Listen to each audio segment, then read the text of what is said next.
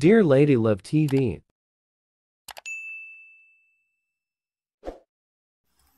Betray and Marry My Best Friend. Tunghayan na po natin ang ika-26 na bahagi. Ang pogi-pogi talaga ng may Marco ko. Parang wala sa sariling wika ni Jackie. Sabay buntong hininga. Sa kanyang isipan kasi ini-imagine na niyang naglalakad siya sa aisle. Nakatrahe de boda na puting-puti dahil sa wakas. Natagpuan niya na ang pag-ibig para kay Marco. May diferensya naman ang mga mata mo. Wika ng boses na talagang kinakairitahan niya buong buhay niya. Si Lawrence. Ngunit kahit bisit na bisit naman siya rito'y, hindi niya ito mapigilang hindi lingunin.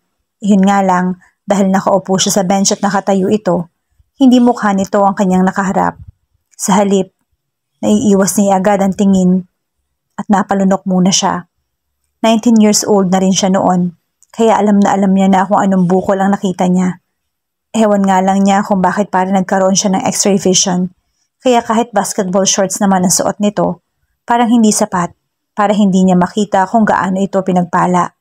Susme, ano bang pinagsasabi niya? Pakiramdam niya yung laglahong parang bula ang lahat ng pagiging conservative niya. Nandito ako, wika ng boses. Kahit biglang nag-init ang mukha niya sa sinabi ni Lawrence, bigla pa rin siyang nag-angat ng tingin. Oh, parang gusto niya lumubog sa kanyang kinatatayuan.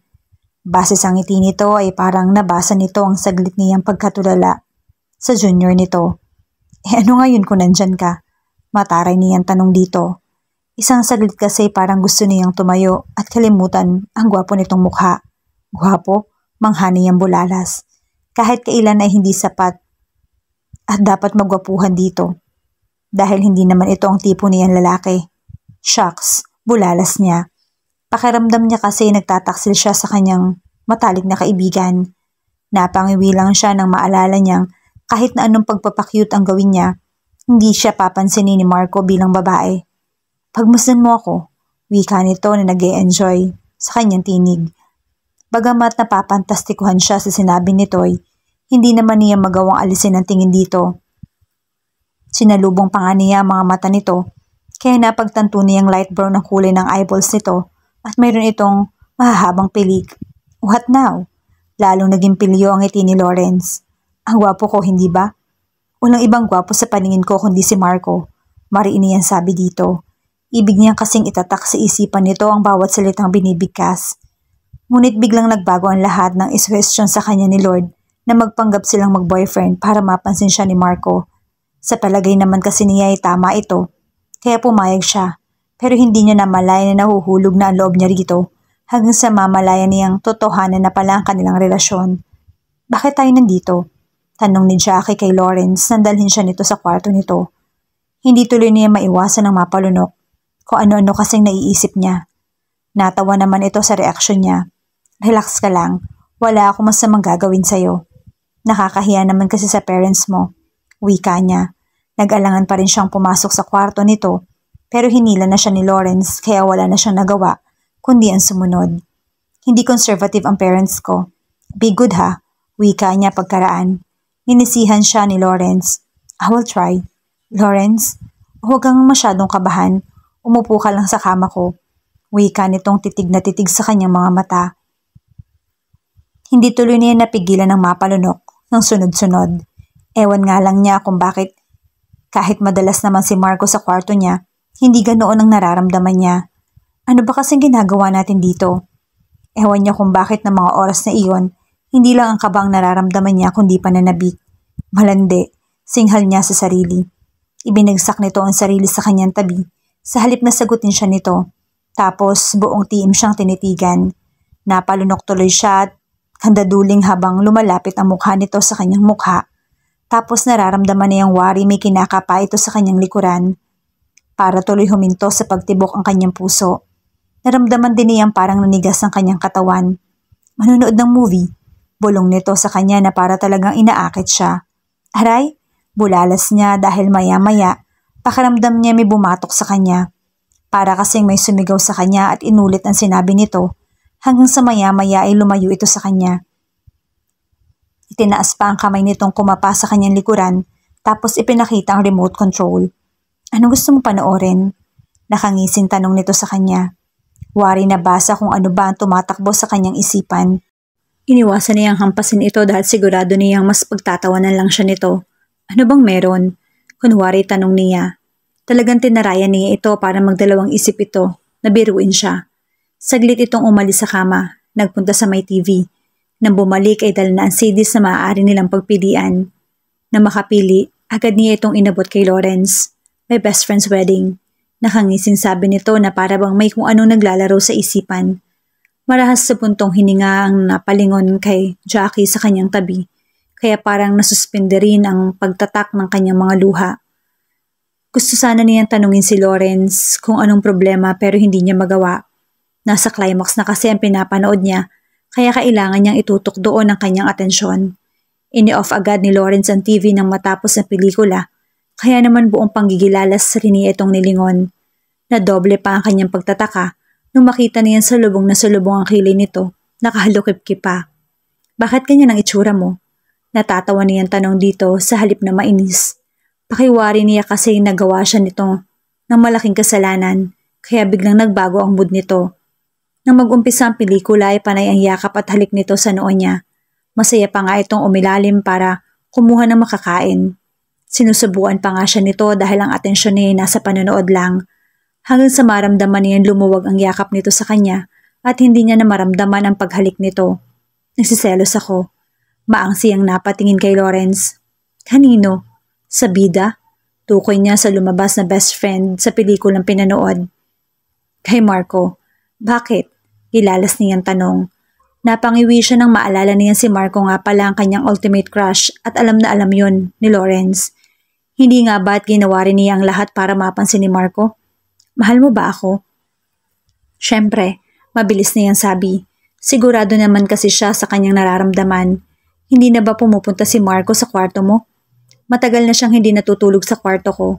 Ang makita niyang mapula-pula na ang mukha ni Lawrence, huminto na siya sa pagsasalita. Alam niyang hindi lang ito nagsiselos, nagagalit na rin. Para tuloy nais niyang humagalpak ng tawa dahil kani-kanina lang ay sinasabi nitong akmang-akma kay Marco ang pelikula. Dahil kapag daw kinasal sila ay labis na masasaktan si Marco. Hindi naman niya ako mahal. Wika niya. Nang ma-realize niya ang kanyang sinabi, bigla siyang natigilan. At kung mahal ka niya, hindi niya na sinagot ang tanong ni Lawrence. Sa halip, hinawakan niya ang batok at hinila palapit sa kanya. Gusto niyang maramdaman ni Lawrence na wala na siyang ibang mahal kundi ito lamang. Oh my God! Bulalas ni Jackie nang imulat niya ang kanyang mga mata. Nang lumingon kasi siya ay nakita niyang nasa tabi niya na si Lawrence. Mahigpit na nakayakap sa kanya. Pinagsisisihan mo bang ibinigay mo ang sarili mo sa akin? Tanong ni Lawrence sa kanya bago marahang hinawis sa kanyang mukha ang ilang hibla ng buhok na tumatabing sa kanyang mukha. Of course not. Mabilis niyang sabi.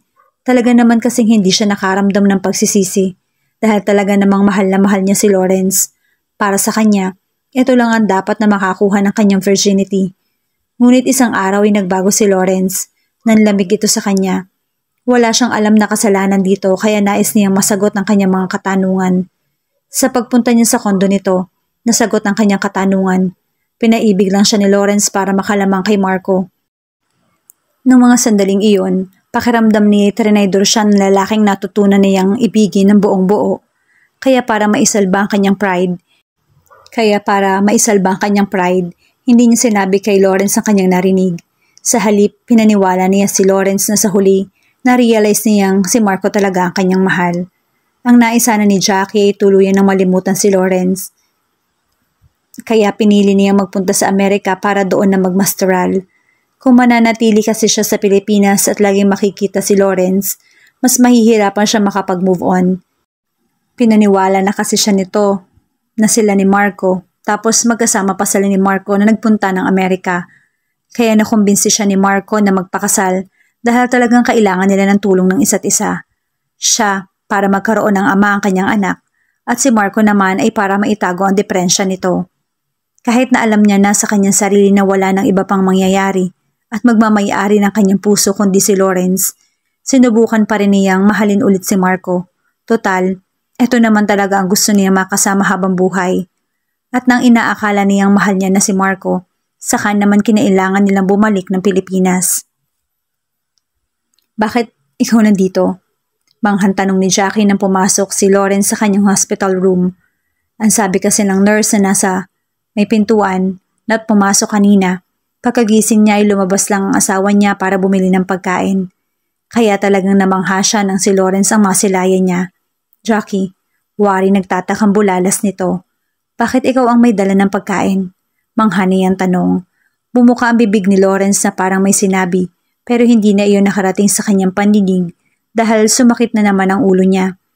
Maya-maya lamang ay may doktor na pumasok sa kwarto. Marami itong tinatanong na hindi niya maintindihan at wala rin naman siyang panahong intindihin lalo na't mayroon siyang nararamdaman.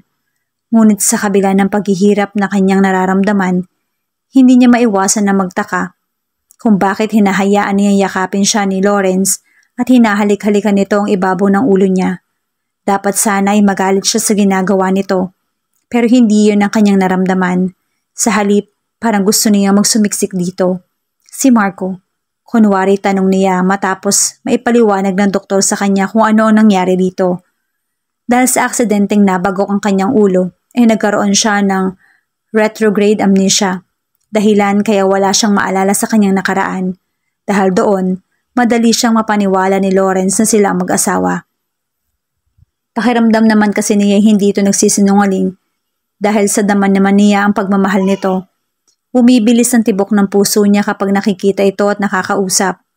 Iyon ang dahilan, kaya kahit alam niya nagsisinungaling si Lawrence sa kanya, sa hindi ito ang tunay niyang asawa, nagawa pa rin niya itong patawarin at tinalikuran pa rin niya ang tunay niyang asawa dahil lang sa pagmamahal na nararamdaman niya kay Lawrence.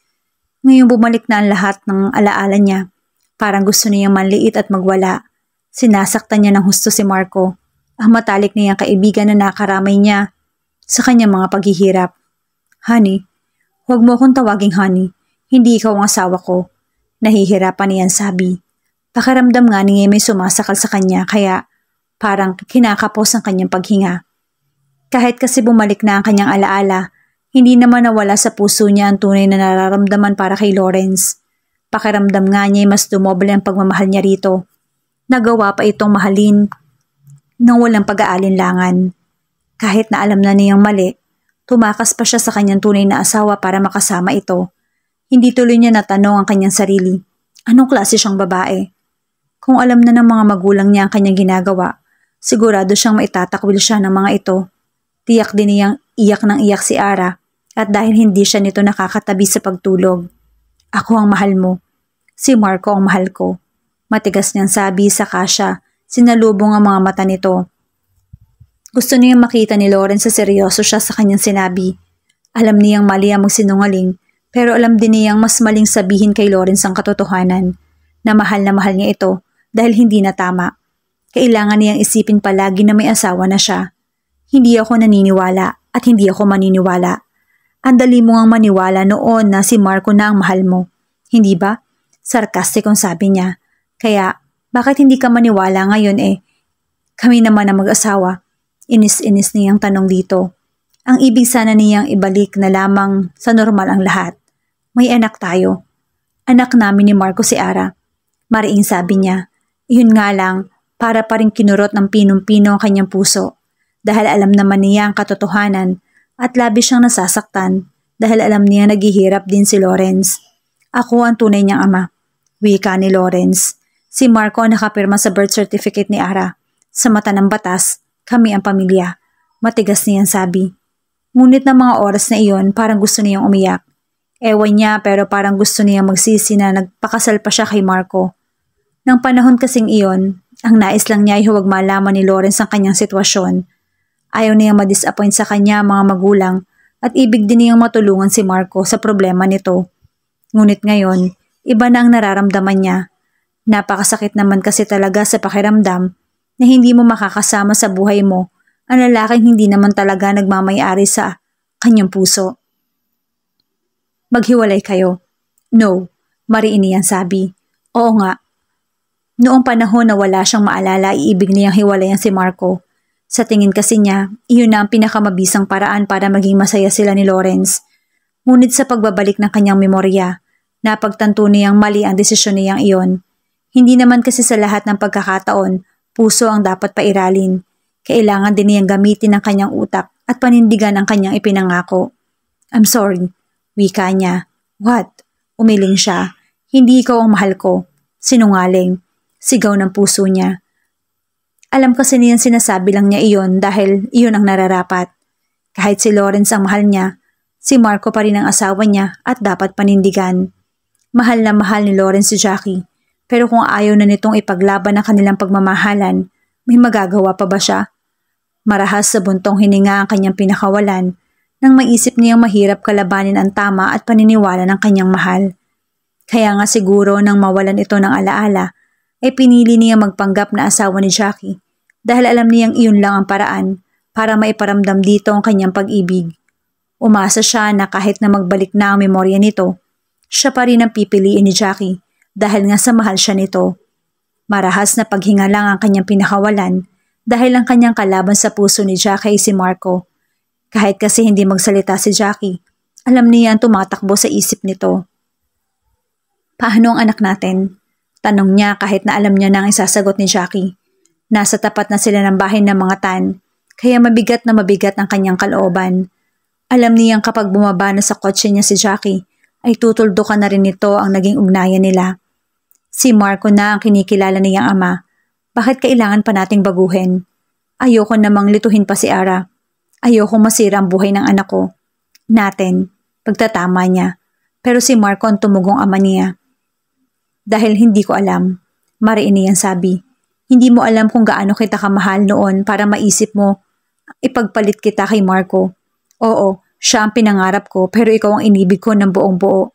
Ibinigay ko sa iyo ang sarili ko, ang buong puso ko. Pero, bakit hindi mo ko pinagkatiwalaan? Masama ang loob na tanong niya rito. Wala siyang naitugon. Talaga naman kasing may katwiran itong magdamdam sa kanya. Namura tuloy niya ang sarili. Natakot kasi siyang mabigo. Ayaw din naman niyang pilitin si Jackie na mahalin siya dahil ayaw niyang matulad sila ni Jackie sa kanyang mga magulang. Maaaring ang mahal na mahal ng papa niya ang kanyang mama, pero hindi pa rin sapat yun para maging maligaya ang kanyang ina. May pakiramdam siyang ginagawa lang nitong responsibilidad bilang asawa at ina, pero kung may choice ito, iiwan silang mag-ama. Nakita ko kayong magkayakap ni Marco, wika niya. Hanggang ngayon ay sumasakit pa rin ang kanyang kalooban kapag naaalala niya ang eksenang iyon, pero ngayon ay mas matindi. Dahil kasi sa interpretasyon niya ay nasira ang relasyon nila ni Jackie. Naging daan pa iyon para magkahiwalay sila at hindi siya makilala ng kanyang anak. Kailan? Malalim na buntong hininga muna ang pinakawalan niya bago siya sumagot. Bago ko na lamang, nanlalamig na ako sa'yo. Iyon ang dahilan kaya nung marinig mo kaming nag-uusap ni Franco, ay nag-alinlangan akong yayain ka ng kasal. Sana, tinanong mo ako noon. Naipaliwanag ko sana sa iyong niyakap lang ako ni Marco noon dahil gusto niya maging masaya para sa akin. Nang araw iyon ay nagtapat din siya ng nararamdaman sa akin. Pero binasted ko siya dahil mahal na mahal kita. Anyway, wala na rin naman tayong magagawa dahil iba na ang buhay natin ngayon. Malungkot nitong sabi saka ngumiti sa kanya. Goodbye. Goodbye, Lawrence. Ito na nga kaya ang huli nilang pagtatagpo at tuluyan na nilang pakawala ng isa't isa. Yan ang ating pakaabangan sa pagpapatuloy ng ating kwento bukas sa ganito ring oras. Shout out sa lahat nating masugid na taga-subaybay. Maraming salamat po sa patuloy ninyong pagsama sa amin sa kwentong ito. Hanggang sa muli, mag-ingat po tayong lahat.